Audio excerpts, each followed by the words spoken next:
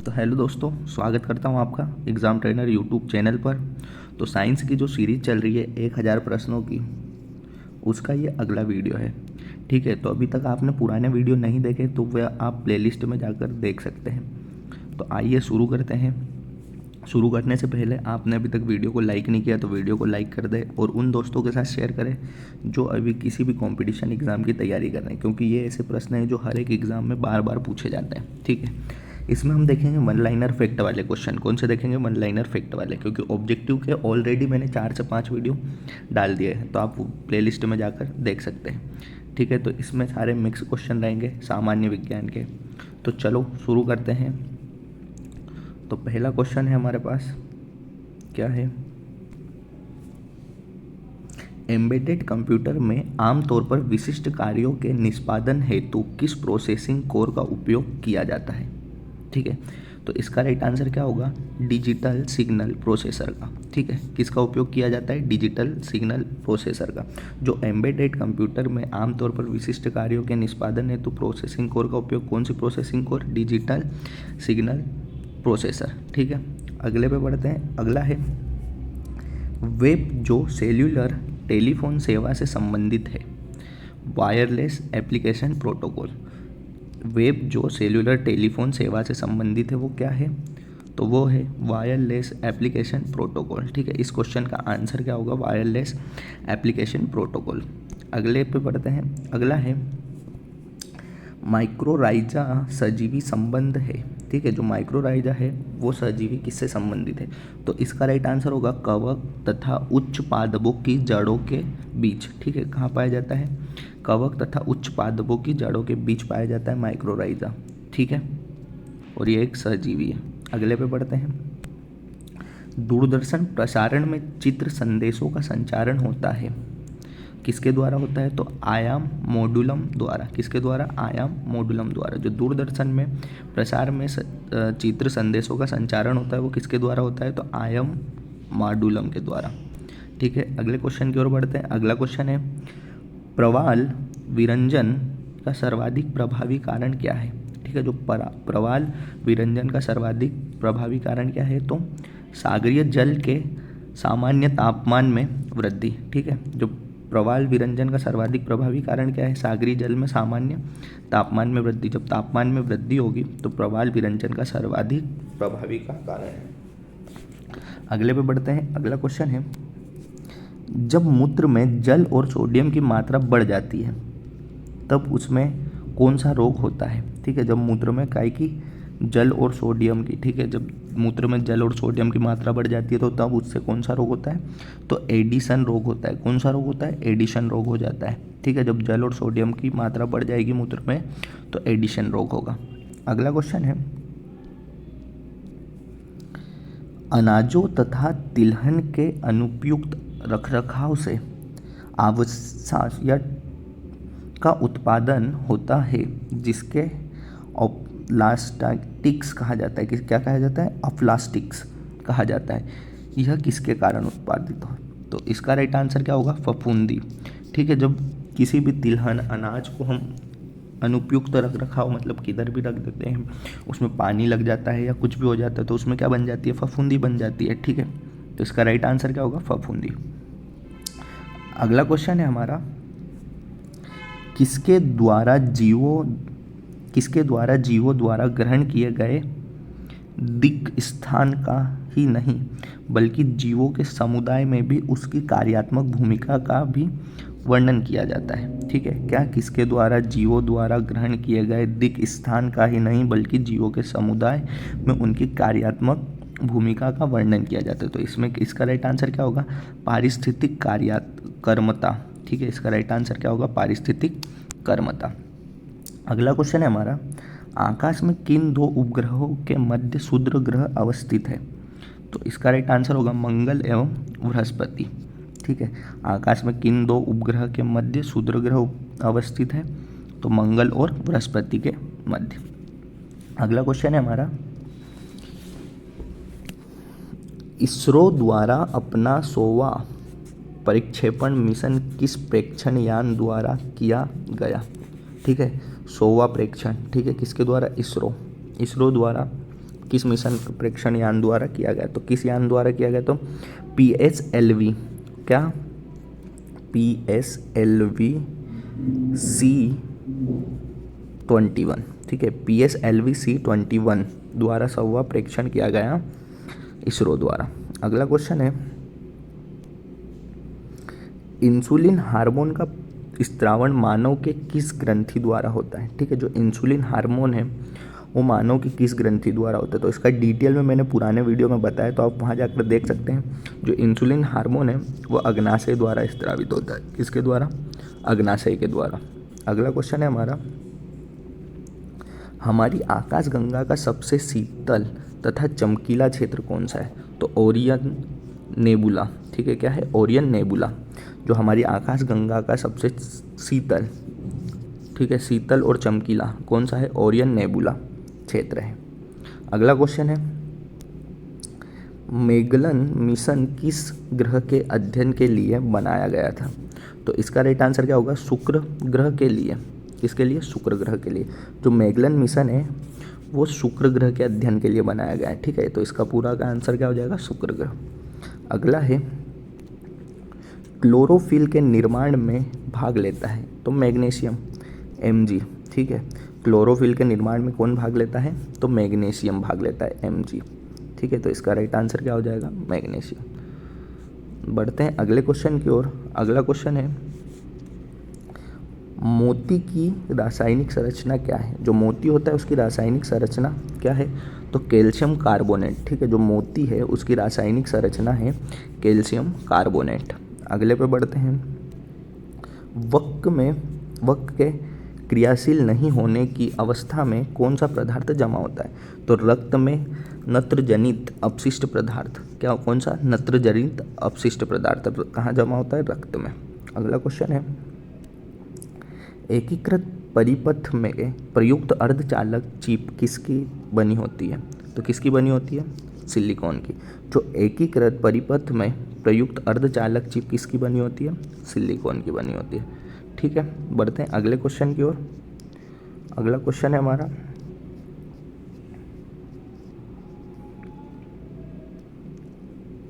रासायनिक ऊर्जा का विद्युत ऊर्जा में रूपांतरण किस विधि द्वारा होता है? जो रासायनिक ऊर्जा है वो विद्युत ऊर्जा में किसके द्वारा रूपांतरित होती है? तो इलेक्ट्रोलाइसिस। किसके द्वारा? इलेक्ट्रोलाइसिस। इलेक्ट्रोलाइसिस द्वारा रासायनिक ऊर्जा को विद्युत ऊर्जा में परिवर्तित किया जाता है। अगला क्वेश्चन है,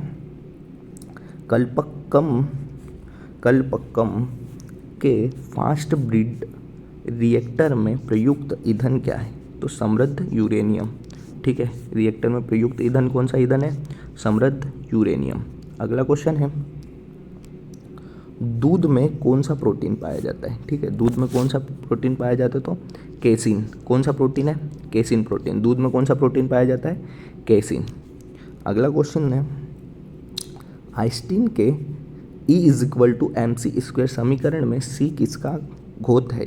ठीक है, जो E = mc² है, जो किसने दिया है?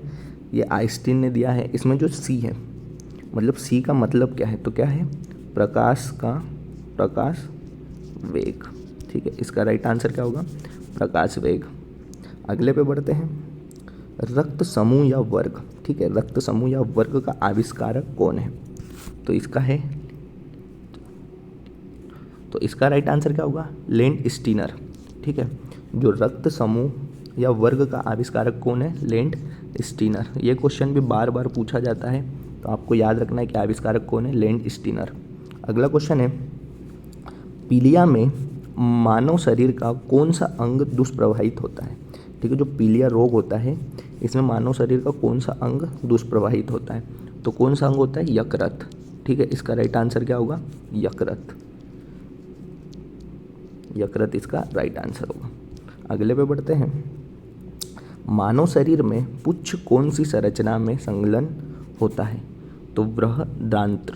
किसमें? बृहदांत्र, ठीक है, बृहदांत्र में संलग्न होता है। अगला क्वेश्चन है, किसके यशत पुष्प कहा जाता है? किसे यशत पुष्प कहा जाता है? तो इसका राइट आंसर क्या होगा? Zinc oxide. जिंक ऑक्साइड को यशत पुष्प कहा जाता है, ठीक है, यसत पुष्प किसे कहा जाता है, जिंक ऑक्साइड को। अगला क्वेश्चन है, घटपर्णी का कौन सा भाग घर के रूप में रूपांतरित होता है।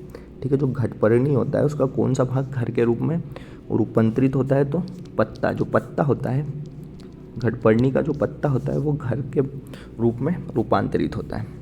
अगला क्वेश्चन है, गैलीलियो परियोजना किससे संबंधित है। जो गैलीलियो परियोजना है वो किससे संबंधित है, तो ईयू द्वारा विकसित की जाने वाली बहु उपग्रह संरचना संचालन परियोजना। ठीक है, किसके द्वारा, ईयू द्वारा विकसित की जाने वाली बहु उपग्रह, ठीक है, किसके द्वारा विकसित की गई थी, ईयू द्वारा विकसित की जाने वाली बहु उपग्रह, ठीक है, संचालन परियोजना है। अगले क्वेश्चन की ओर बढ़ने से पहले अभी तक वीडियो को लाइक नहीं किया तो प्लीज़ वीडियो को लाइक कर दें। तो अगला क्वेश्चन है, रासायनिक ऊर्जा का विद्युत ऊर्जा में रूपांतरण किस विधि से होता है। तो ये किस विधि के कारण होता है, तो इलेक्ट्रोलाइसिस। किसके द्वारा, इलेक्ट्रोलाइसिस के द्वारा। बढ़ते हैं अगले क्वेश्चन की ओर। कल्पकम के फास्ट ब्रीडर रिएक्टर में प्रयुक्त ईंधन क्या है, तो समृद्ध यूरेनियम। जो रिएक्टर में प्रयुक्त ईंधन कौन सा होता है, समृद्ध यूरेनियम। अगला क्वेश्चन है, दूध में कौन सा प्रोटीन पाया जाता है। ठीक है, जो दूध होता है उसमें कौन सा प्रोटीन पाया जाता है, तो केसिन। कौन सा पाया जाता है, केसिन। अगला क्वेश्चन है, आइंस्टीन के E = mv² समीकरण में c का घोतक है। जो c का घोतक क्या है, तो ये प्रकाश वेग है। जो E = mc², जो आइंस्टीन ने दिया है, उसमें जो c होता है उसका घोतक क्या है, तो प्रकाश वेग। अगला क्वेश्चन है, रक्त समूह या वर्ग का आविष्कारक कौन है। ठीक है, जो रक्त समूह या वर्ग का आविष्कारक कौन है, तो लैंड स्टीनर। ठीक है, जो रक्त समूह या वर्ग का आविष्कारक कौन है, लैंड स्टीनर। अगला क्वेश्चन है, पीलिया में मानव शरीर का कौन सा अंग दुष्प्रभावित होता है, तो यकृत। कौन सा होता है, यकृत। जब पीलिया रोग हो जाता है तो कौन सा दुष्प्रभावित होता है, यकृत। अगला है, मानव शरीर में, जो मानव शरीर होता है, मानव शरीर में पुच्छ कौन सी संरचना से संलग्न होता है, तो इसका राइट आंसर क्या होगा, बृहदांत्र। ठीक है, इसका राइट आंसर क्या होगा, बृहदांत्र।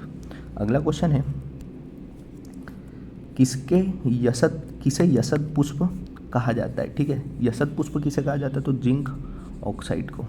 जो जिंक ऑक्साइड होता है उसे यसत पुष्प भी कहा जाता है। अगला क्वेश्चन है, घटपर्णी का कौन सा भाग, जो घटपर्णी होता है उसका कौन सा भाग घर के रूप में रूपांतरित होता है। जो घटपर्णी होता है उसका कौन सा भाग घर के रूप में, तो उसका जो पत्ता होता है, घटपर्णी का जो पत्ता होता है वो घर के रूप में रूपांतरित होता है। अगला क्वेश्चन है, गैलीलियो परियोजना किससे संबंधित है। ठीक है, जो गैलीलियो परियोजना है वो किससे संबंधित है, तो ये जो है ये ईयू द्वारा विकसित की गई है। ठीक है, जो गैलीलियो परियोजना किसके द्वारा विकसित की गई, ईयू द्वारा की जाने वाली बहु उपग्रह संचालन परियोजना है। ठीक है, कौन सी, बहु उपग्रह संचालन परियोजना। अगला है, रिकेट्स या सूखा रोग किसकी कमी से होता है। जो सूखा रोग होता है या रिकेट्स हो जाता है वो किसकी कमी से होता है, तो विटामिन डी। ठीक है, विटामिन डी की कमी से होता है। अगला क्वेश्चन है, अदरक की नई प्रजाति की खोज भारतीय वनस्पति सर्वेक्षण वैज्ञानिकों द्वारा कब की गई, जनवरी 2017 में की गई। इस नई प्रजाति को किस नाम से जाना जाता है। ठीक है, जो ये प्रजाति है इसका नाम क्या है, तो इसका नाम क्या है, जिजीबर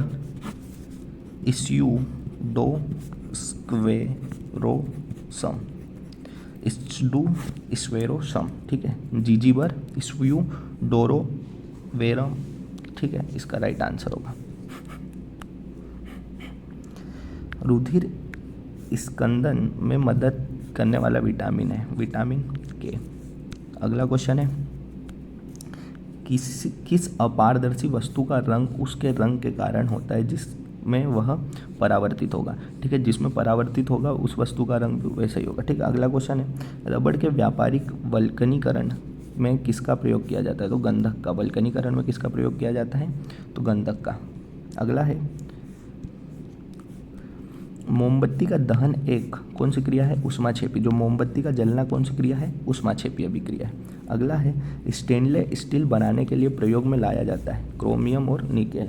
ठीक है। जो स्टेनलेस स्टील को बनाने में किसका प्रयोग में लाया जाता है, तो क्रोमियम और निकेल। अगला है जीवद्रव्य के पृथक्करण एवं संयोजन से संबंधित वनस्पति विज्ञान की शाखा कहलाती है, क्या कहलाती है, टिश्यू कल्चर। क्या कहलाती है, टिश्यू कल्चर। अगला है पौधे के तने में गुरुत्व जल संचलन का आधारभूत कारण क्या है, तो वाष्पोत्सर्जन इसका कारण है। अगला क्वेश्चन है बिजली चमकने से वृक्ष में आग भी लग सकती है क्योंकि इसके अत्यधिक मात्रा होती है, किसकी मात्रा होती है, विद्युत ऊर्जा की। ठीक है, जब बिजली चमकती है और वो अगर पेड़ पे गिर जाएगी तो उसमें आग भी लग सकती है। क्यों लग सकती है, क्योंकि विद्युत ऊर्जा के कारण। अगला है पौधों में अर्धसूत्री विभाजन के अध्ययन के लिए सबसे उपयुक्त भाग है, कौन सा भाग है, पराग कोश। ठीक है, पौधों के अर्धसूत्री विभाजन के अध्ययन के लिए सबसे उपयुक्त भाग कौन सा है, पराग कोश। बढ़ते हैं अगले क्वेश्चन की ओर। अगला क्वेश्चन है हमारा किस प्रकार का रोगजनक जल जनहित रोग स्टेसोमियासिस का कारण बनता है, तो प्रोटोजोअन। ठीक है, जो प्रोटोजोअन है वो रोगजनक जल जनित का कारण बनता है। अगला क्वेश्चन है एक कृत्रिम उपग्रह के विद्युत ऊर्जा का स्रोत क्या है, तो सोलर सेल। जो कृत्रिम उपग्रह में विद्युत ऊर्जा का स्रोत क्या है, तो सौर सेल। अगला क्वेश्चन है किस पादप जगत में पौधों का शरीर जड़, तना एवं पत्तियों में विभाजन नहीं रहता, तो किसका राइट आंसर क्या होगा, थैलोफाइटा। जो थैलोफाइटा होता है उसमें जड़, तना एवं पत्तियों में विभाजन नहीं रहता, जो पौधों का शरीर होता है। अगला है सोने के आभूषण बनाने के लिए सोने में कौन सी धातु मिलाई जाती है, तो कौन सी मिलाई जाती है, तांबा। ठीक है, सोने में कौन सी धातु मिलाई जाती है, तांबा। अगला क्वेश्चन है मौसम विज्ञान संबंधित प्रेक्षण के लिए कौन सी गैस के गुब्बारों का उपयोग किया जाता है, तो कौन सी, हीलियम गैस। ठीक है, मौसम विज्ञान संबंधित प्रेक्षण के लिए कौन सी गैस का उपयोग, गुब्बारों का उपयोग किया जाता है, तो हीलियम। अगला है कल्पकम परमाणु ऊर्जा संयंत्र में ईंधन के रूप में किसका प्रयोग किया जाता है, तो थीरियम। किसका प्रयोग किया जाता है, थीरियम का।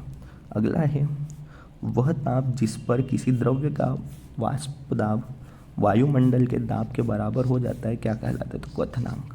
ठीक है, वह ताप जिस पर किसी द्रव्य का वाष्प दाब वायुमंडल के दाब के बराबर हो जाता है क्या कहलाता है, तो क्वथनांक कहलाता है। अगला क्वेश्चन है कार्बन डाइऑक्साइड CO2 के उत्सर्जन में सर्वाधिक योगदान करने वाला देश कौन सा है, तो चीन।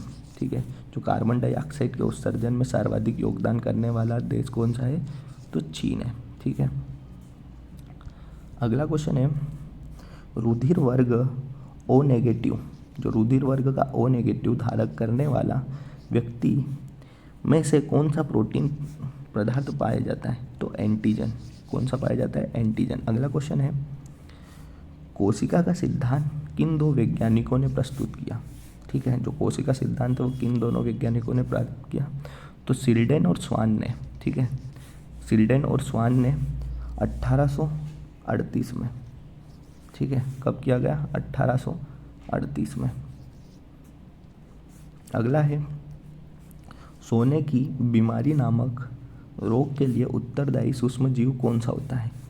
ठीक है, जो सोने की बीमारी के नाम मतलब बीमारी हो जाती है जिसको, उसके लिए कौन सा सूक्ष्म जीव उत्तरदायी होता है,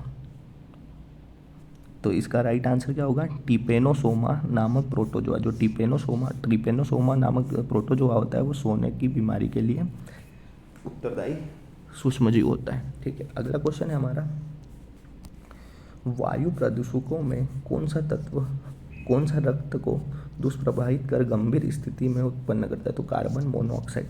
जो वायु प्रदूषकों में कौन सा रक्त धारा को दुष्प्रभावित कर गंभीर स्थिति में उत्पन्न करता है, तो कार्बन मोनोऑक्साइड। बढ़ते हैं अगले क्वेश्चन की ओर। अगला क्वेश्चन है 3D त्रिविमीय, जो 3D है उसको क्या बोलते हैं, त्रिविमीय फिल्मों को देखने के लिए किस प्रकार का चश्मा प्रयोग किया जाता है, तो किस प्रकार का किया जाता है, पोलेराइड ग्लास युक्त। जो पोलेराइड ग्लास युक्त चश्मा होता है उससे 3D फिल्मों को देखने के लिए उपयोग में किया जाता है। ठीक है, रोल्ड गोल्ड किसका मिश्रण है, जो रोल्ड गोल्ड होता है वो किसका मिश्रण होता है, तांबा तथा एल्यूमिनियम का। जो रोल्ड और गोल्ड होता है वो किसका मिश्रण होता है? तांबा एल्यूमिनियम का। अगला क्वेश्चन है, किसी वस्तु की अंतिम एवं प्रारंभिक स्थितियों के बीच की दूरी को विस्थापन कहते हैं। ये किस प्रकार की राशि है? सदिश। जो विस्थापन है वो किस प्रकार की राशि है? सदिश। और किसी वस्तु की अंतिम और प्रारंभिक स्थितियों में के बीच की दूरी, मतलब ये और ये एक स्थान है यहाँ से यहाँ, इसके बीच की जो दूरी है ये क्या है? ये विस्थापन है। ठीक है, ये विस्थापन है। और विस्थापन कैसी राशि है? सदिश। अगले क्वेश्चन की ओर बढ़ते हैं। विश्व में सर्वाधिक प्रयोग किए जाने वाला डोमेन.cn यह किस देश से संबंधित है? तो चीन से। जो डोमेन.cn है वो किस देश से संबंधित है? तो चीन। अगला है, मेडटेक इनोवेशन कार्यक्रम के तहत तैयार आईना उपकरण किससे संबंधित है? तो रक्त जांच के लिए। किसके लिए? रक्त जांच। मेडटेक इनोवेशन कार्यक्रम के तहत तैयार किया जाने वाला जो आईना है, आईना उपकरण है, वो किससे संबंधित है? तो रक्त जांच से। अगला क्वेश्चन है, गैस सिलेंडरों में गैस लीकेज का पता लगाने के लिए किस गंध युक्त पदार्थ को मिलाया जाता है? तो इथेनाइल मैक्रेप्टेन। ठीक है, मैक्रेप्टेन, इथेनाइल मैक्रेप्टेन। तो इसी के साथ हमारे सारे क्वेश्चन समाप्त होते हैं। तो दोस्तों, आपको वीडियो कैसा लगा वो आप कमेंट बॉक्स में कमेंट कर सकते हो, और अभी तक वीडियो को लाइक नहीं किया तो वीडियो को लाइक कर दे। मिलते हैं अगले वीडियो में। और साइंस की ये सीरीज़ चलती रहेगी, तो आपने पुराने वीडियो नहीं देखे तो पुराने वीडियो देख ले, और सारे वीडियो लाइक करें और कमेंट बॉक्स में अपनी राय दे, और जो भी डाउट है वो सब कमेंट बॉक्स में आप पूछ सकते हो। तो मिलते हैं अगले वीडियो में, तब तक के लिए जय हिंद दोस्तों।